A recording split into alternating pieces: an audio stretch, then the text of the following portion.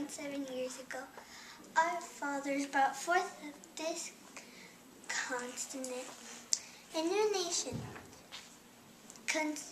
conceived in liberty and dedicated to the proposition that all men are created equal. We are engaged in a great civil war, testing whether that nation or any nation is so conceived, so dedicated, can long endure. We are met in a great battlefield of that war. We have come to dedicate a portion of that field as a final resting place for those who have gave their lives that nation might live. It is altogether fitting and proper that we should do this.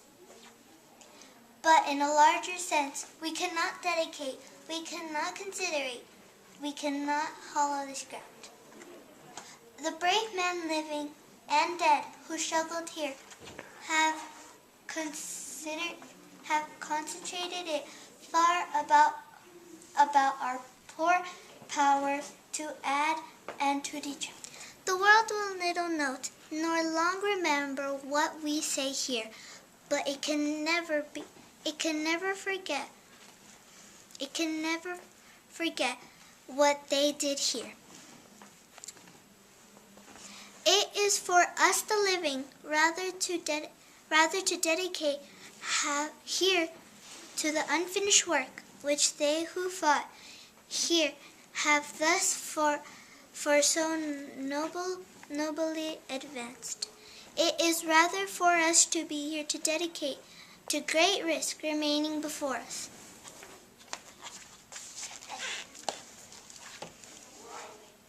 That from that honor did we take increased devotion to that cause for which they gave the last full measure of devotion, that we highly resolve that these dead shall not have died in vain,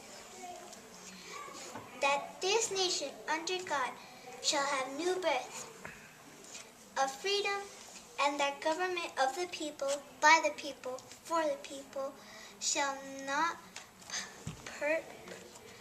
perish from the earth.